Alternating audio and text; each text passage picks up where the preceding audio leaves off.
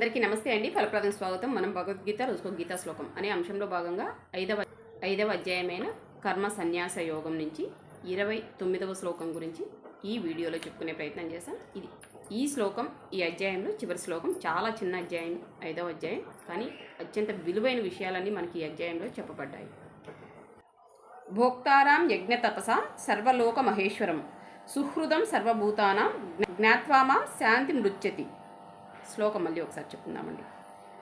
భోక్తారం యజ్ఞ తపసా సర్వలోక మహేశ్వరం సుహృదం సర్వభూతానాం జ్ఞాత్వామాం శాంతి మృత్యతి. ఇది 29వ శ్లోకం. ఈ 29వ శ్లోకం యొక్క భావం: తపస్సులకు యాగాలకు నేనే భోక్తని, సర్వలోకాలకు నేనే అధిపతిని, దైవాన్ని, సర్వభూత హితుడను. నన్ను తెలుసుకున్న యోగి క్షేమాన్ని పొందుతాడు. అసలు విషయం చెప్పి అధ్యాయాన్ని ముగించారు. విషయం చాలా తేలిగ్గా అర్థమయ్యే విషయమే. తపస్సులకి యజ్ఞాలకు నేనే భోక్తని అంటే మీరు చేసే తపస్సు, ఏ దైవాన్ని తలుచుకొని మీరు తపస్సు చేసినా మనం చేసే తపస్సు యొక్క ఫలం, తీవ్రత ఏది ఉంటుందో మొత్తం అంతా మహావిష్ణువుకే చేరుతుంది. అంటే దీనికి ఒక పెద్ద కథ కూడా ఉంది. యజ్ఞ ఫలితం మహేశ్వరుడికి అందకూడదు అని దక్ష ప్రజాపతి శాపమిచ్చారు. అప్పటి నుంచి మనం ఏ దేవతను తలుచుకొని యజ్ఞం, యాగం, హోమం ఇటువంటివి చేసినా కూడా చివరిగా ఫలితాన్ని మాత్రం మహావిష్ణువుకే అందే విధంగా ఆ రోజు ఉన్న దేవతలు పరమేశ్వరుడికి ఉన్న శాపవశాత్తు అన్నీ శ్రీ మహావిష్ణువుకు అందే విధంగా నిర్ణయం జరిగింది. మహావిష్ణువు ఏం చెప్పారంటే, శివ విష్ణు భేదం ఏమీ లేదు, నేను పొందితే పరమేశ్వరుడు పొందినట్టే, పరమేశ్వరుడు పొందితే నేను పొందినట్టే, కాబట్టి ఫలితం నేనే తీసుకున్నా కూడా అంటే మీరు ఏ దేవతను ఆరాధన చేసినా కూడా ఫలితం నేనే ఇస్తాను అన్న విధంగా ఆ రోజు ఒక అంగీకారం జరిగిన విధంగా మన పురాణాల్లో తెలుస్తుంది. సో కాబట్టి మహావిష్ణువు శ్రీకృష్ణ పరమాత్మ ఇక్కడ మనకి ఏం చెప్తున్నారంటే, తపస్సులకు యజ్ఞాలకు నేనే భోక్తని. అంటే మీరు ఏ దేవతను తలుసుకొని ఏ యజ్ఞం, యాగం, హోమం చేసినా, తపస్సు చేసినా మీకు ఫలితం అంటూ ఇవ్వాల్సి వస్తే నేనే ఇవ్వవలసి వస్తుంది. మీరు చేసే తపస్సు యొక్క ఫలితాన్ని కూడా మళ్ళీ నేనే తీసుకొని దానికి ప్రతిఫలం నేనే అందివ్వవలసి ఉంటుంది మీకు చెబుతున్నారు. సర్వలోకాలకు నేనే అధిపతిని అంటే మనకు 14 బ్రహ్మాండాలను చెబుతున్నారు. ఈ 14 బ్రహ్మాండాలకు కూడా నేనే అధిపతిని అని చెబుతున్నారు. మనం ఇక్కడ అర్థం చేసుకోవాల్సిన విషయం ఏంటంటే, స్థితికారకత్వం మొత్తం మహావిష్ణువుకు అప్పగింపబడింది.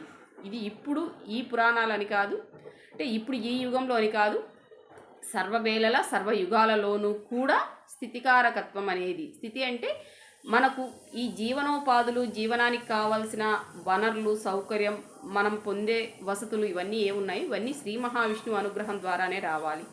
పరమేశ్వరుడికి లయకారకత్వం ఇచ్చారు, బ్రహ్మదేవుల వారికి సృష్టికారకత్వం ఇచ్చారు. ఇవి అందరికీ తెలిసినవే అయినా కూడా కానీ మనకంటూ ఏదైనా ఇవ్వవలసి వస్తే, మనం ఏ దేవతను ఆరాధన చేసినా కూడా మనకంటూ ఏదైనా ఇవ్వవలసి వస్తే ఇవ్వాల్సింది స్థితికారకత్వం రీచ్ అయ్యా. ఎవరైనా సరే ధనము, ఆస్తులు, ధర్మబద్ధమైన గౌరవప్రదమైన సంపాదన కోరుకుంటారు. కాబట్టి ఇవన్నీ అందించేది మనకు శ్రీ మహావిష్ణువు వారు. అందువల్ల ఏం చెప్తున్నారంటే, సర్వలోకాలకు నేనే అధిపతిని, దైవాన్ని, సర్వభూత హితుడను. అంటే అన్ని భూతాలకు మంచి చేయడానికి, అంటే ఇప్పుడు మనకేంటి, జీవనోపాధులు కావాలి, ధనం కావాలి, సంపద కావాలి, గౌరవప్రదమైన జీవితం కావాలి, ఇవన్నీ నేనే ఇవ్వాలి. అంటే సర్వభూత హితుడను.